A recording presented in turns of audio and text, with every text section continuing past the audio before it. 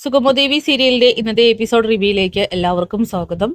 അങ്ങനെ അരുന്ധതിയാണെങ്കിൽ ദേഷ്യത്തിൽ ഇസബല്ലയുടെ നെറ്റിയിലേക്ക് തോക്ക് ചൂണ്ടുന്നുണ്ട്. കാഞ്ചി വെളിച്ചോ മേഡം എന്നൊക്കെ പറഞ്ഞ് ഇസബല്ലയാണെങ്കിൽ അരുന്ധതിക്ക് നേരെ തിരിച്ചടിക്കുകയാണ്. ഞങ്ങൾ ഒരേ ഒരു തെറ്റ് ചെയ്തിട്ടുള്ളൂ, ഋഷിയുടെ കൂടെ നിന്നു. അരുന്ധതിക്കും ഋഷിക്കുമായിരുന്നു നന്ദനോടും കുടുംബത്തോടും പക, അല്ലാതെ ഞങ്ങൾക്കായിരുന്നില്ല. ഞങ്ങൾ ചെയ്തത് തെറ്റാണോ എന്നൊക്കെ ചോദിച്ചുകൊണ്ട് ഇസബല്ല ചോദിക്കുമ്പോൾ അരുന്ധതിയാണെങ്കിൽ ആ തോക്ക് പിൻവലിച്ച് കുറച്ച് മാറി നിന്ന് ഞാൻ ഇനി എന്ത് ചെയ്യും, എന്റെ മോൻ എവിടെ പോയിന്ന് പോലും അറിയുന്നില്ല. എയർപോർട്ടിൽ വെച്ച് ഋഷിയെ കാണാതായിരിക്കുന്നു, അവനെ എവിടെ പോയിട്ട് അന്വേഷിക്കും? അതേപോലെ തന്നെയാണ് നന്ദനെയും കാണാതെയായിരിക്കുന്നത്. ഇതിനൊക്കെ പുറകിൽ ആരൊക്കെയോ ഉണ്ട്. ഒരേ സമയം രണ്ടുപേരെയും കാണാതാവുക, എന്താ ഇതിലൊക്കെ പുറകിൽ നടക്കുന്നത് എന്നൊക്കെ ചോദിക്കുമ്പോൾ അത് ഞങ്ങളോടാണ് ചോദിക്കുന്നത്. ഇസബല്ല, സത്യം പറയണം, നന്ദനും ഋഷിയും നിങ്ങളെ ബന്ധപ്പെട്ട് കിടക്കുന്ന ആൾക്കാരാണ്. അവരെ കാണാതായതിന് പിന്നിൽ നിങ്ങൾക്ക് നല്ല പങ്കിട്ടെന്നൊക്കെ പറയുമ്പോൾ മേഡം എന്തൊക്കെയാ പറയുന്നത്? അതെ, ഞാൻ പറയുന്നതൊക്കെ സത്യമാണ്. ഞാൻ എന്തായാലും ഈ കാര്യം പോലീസിനെ അറിയിക്കാനായിട്ട് പോവുകയാണ്. എല്ലാ സത്യങ്ങളും തുറന്നു പറഞ്ഞ് എന്റെ മോനെ എനിക്ക് കണ്ടെത്തണം എന്നൊക്കെ പറയുമ്പോൾ മേഡം ചെല്ല്, അറിയിക്ക്. എല്ലാ കാര്യങ്ങളും അങ്ങ് തുറന്നു പറയും. എല്ലാത്തിനും പ്ലാൻ ഇട്ടത് ഋഷിയാണ്, ഋഷിക്കൊപ്പം നിന്നത് ഞങ്ങളാണ്. അതുകൊണ്ട് ഞങ്ങൾക്ക് ഇതിൽ യാതൊരു പങ്കുമില്ല എന്ന് പറഞ്ഞ് സിമ്പിളായിട്ട് ഞങ്ങൾക്ക് ഇറങ്ങി പോരാനായിട്ട് പറ്റും. കാരണം ഋഷിയാണ് ഓരോ കാര്യങ്ങളും ചെയ്തിരിക്കുന്നത്, ഞങ്ങൾ കൂട്ടുനിന്നെന്ന് മാത്രം. മേഡത്തിനും മേഡത്തിന്റെ മോനും വേണ്ടിയിട്ടാണ് ഞങ്ങൾ കടന്ന് പാടുപെട്ടത്.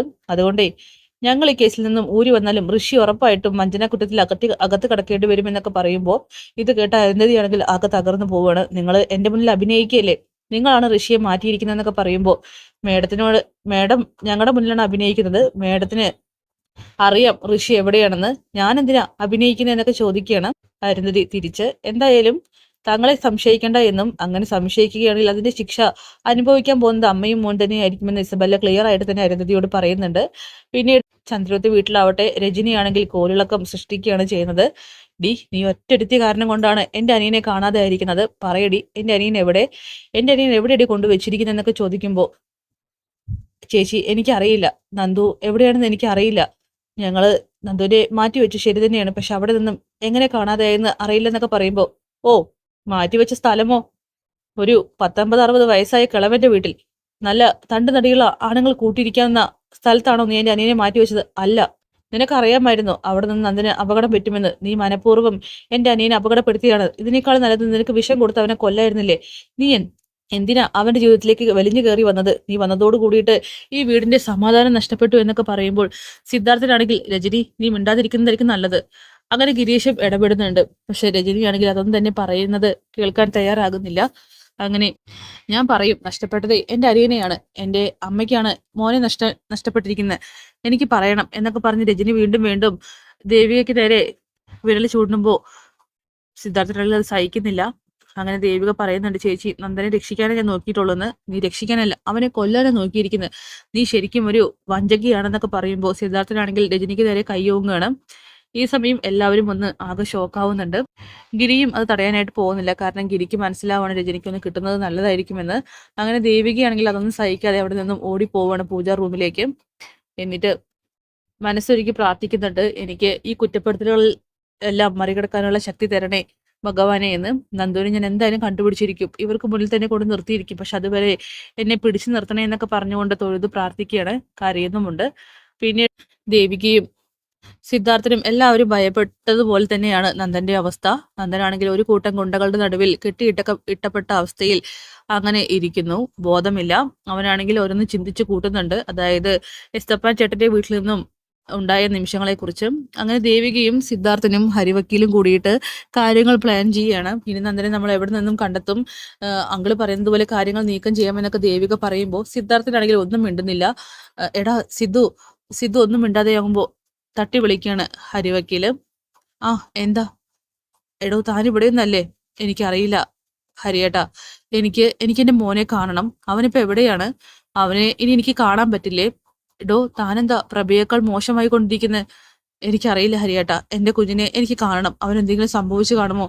എനിക്ക് അവനെ എത്രയും പെട്ടെന്ന് കാണണമെന്നൊക്കെ പറഞ്ഞ് സിദ്ധു ആണെങ്കിൽ വാശി പിടിക്കുന്നത് പോലെ കാണിക്കുകയാണ്. എടോ താനിങ്ങനെ തളർന്നു പോവല്ലേ, എനിക്ക് വയ്യ, എനിക്കൊന്ന് കിടക്കണം എന്നൊക്കെ പറയുമ്പോൾ അച്ഛൻ എന്നാ പോയി കിടന്നോ. അങ്ങനെ ഹരി പറയുന്നുണ്ട്, നമ്മൾ എന്തായാലും നന്ദനെ കണ്ടെത്തിയിരിക്കും. നമുക്ക് 3-4 മാധ്യമപ്രവർത്തകരെ ഇക്കാര്യം അറിയിക്കാം. പോലീസിനോട് അറിയിച്ച് കൈകാര്യം ചെയ്യേണ്ട കാര്യമാണ്, പക്ഷെ അതിന് നമുക്കിപ്പോൾ സാധിക്കില്ല.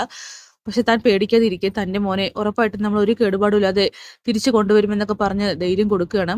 ഈ സമയം സിദ്ധു ആണെങ്കിൽ പറയുന്നുണ്ട്, അവനെ എനിക്ക് തിരിച്ചു വേണം. അവനെ ഒന്ന് കേൾക്കാൻ പോലും ഞാൻ തയ്യാറായിരുന്നില്ല. അവൻ പറയാനായിട്ട് വരുമ്പോഴെല്ലാം ഞാൻ മുഖം തിരിക്കുകയായിരുന്നു. എനിക്കറിയില്ല, അതിനൊക്കെയുള്ള ശിക്ഷയായിരിക്കാം എന്റെ മോനെ കാണാതായ രൂപത്തിൽ എനിക്ക് കിട്ടിയിരിക്കുന്നത്. ഈ ടെൻഷൻ എനിക്ക് താങ്ങാൻ കഴിയുന്നില്ല എന്നൊക്കെ പറയുമ്പോൾ ഹരിവക്കീലും ദേവികയും ചേർന്ന് സിദ്ധാർത്ഥനെ സമാധാനിപ്പിക്കുന്നു.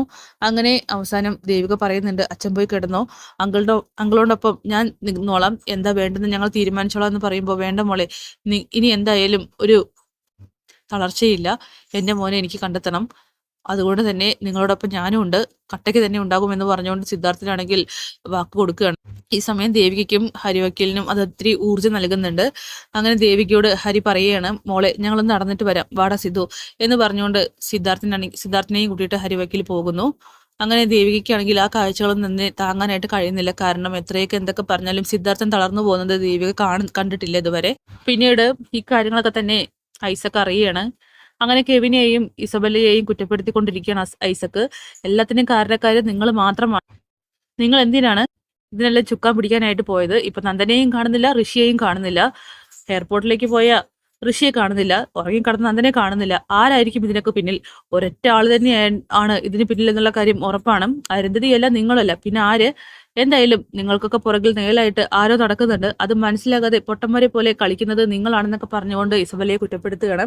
പിന്നെ അവളുടെ ഒരു പ്രേമം, കോളേജിൽ തോന്നിയ ആരാധന അവിടെ വെച്ച് ഇറങ്ങി വരണമായിരുന്നു. കല്യാണം കഴിഞ്ഞ് കുടുംബമായിട്ട് ജീവിക്കുന്ന ഒരുത്തനെ ആയിരുന്നില്ല നീ സ്നേഹിക്കേണ്ടിയിരുന്നത്.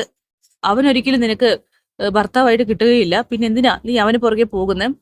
ഇസബല്ല, നിന്റെ ആഗ്രഹങ്ങളൊന്നും നടക്കാൻ പോകുന്നില്ല എന്നൊക്കെ പറയുമ്പോ, എന്താ പാപ്പ എല്ലാം കൊണ്ടും എന്നെ കുറ്റപ്പെടുത്തുകയാണോ? ഞാനെന്താ ഇവിടെ നിന്നും ഇറങ്ങണോ? ഇസബല്ല, അങ്ങനെയല്ല, നീ മാത്രമല്ല എല്ലാവരും ഇവിടെ നിന്ന് ഇറങ്ങേണ്ടി വരും. ജയിലിനകത്തേക്ക് പോകാൻ നമുക്ക് എല്ലാവർക്കും. കാരണം അത്തരമുള്ള കാര്യങ്ങളാണ് നിങ്ങൾ എല്ലാവരും ചേർന്ന് ചെയ്തു വെച്ചിരിക്കുന്നത്. ഇതിൽ നിന്നും എങ്ങനെ ഊരിപ്പോരാമെന്ന് ആദ്യം ചിന്തിക്കണമെന്നൊക്കെ പറയുമ്പോൾ, പാപ്പനിങ്ങനെ മനസ്സ് വിടല്ലേ, മനസ്സ് വിടാതെ പിന്നെ അത്തരം കാര്യങ്ങളാണ് സംഭവിച്ചുകൊണ്ടിരിക്കുന്നത് എന്ന് പറഞ്ഞുകൊണ്ട് ഐസക് ആണെങ്കിൽ ദേഷ്യപ്പെടുകയാണ്. ഈ സമയം ഇസബല്ല തീർത്തും ഒറ്റപ്പെട്ട് ഇങ്ങനെ നിൽക്കുമ്പോൾ കെവിൻ പറയുന്നുണ്ട്, നന്ദനും ഋഷിയും എവിടെയാണെങ്കിലും നമുക്ക് കണ്ടുപിടിക്കാമെന്നൊക്കെ. എവിടെ ചെന്ന് കണ്ടുപിടിക്കാൻ? ഒരു തുമ്പ് പോലും ഇല്ല. എയർപോർട്ടിലേക്ക് കയറിപ്പോയവർ പെട്ടെന്നാണ് കാണാതായിരിക്കുന്നത്. അവൻ എവിടെ പോയി? അത് നിങ്ങൾ എങ്ങനെ കണ്ടുപിടിക്കും എന്നൊക്കെ ഇങ്ങനെ ഐസക് ചോദിക്കുന്നു. എന്തായാലും ഇസബല്ലയാണെങ്കിൽ ആകെ ഒരു സഹായവും ഇല്ലാതെ നിൽക്കുന്നത് കാണിച്ചുകൊണ്ടൊക്കെയാണ് എപ്പിസോഡ് അവസാനിക്കുന്നത്. അപ്പൊ കാത്തിരിക്കാം നാളത്തെ ക്ലീൻ എപ്പിസോഡിനായിട്ട്. ബൈ.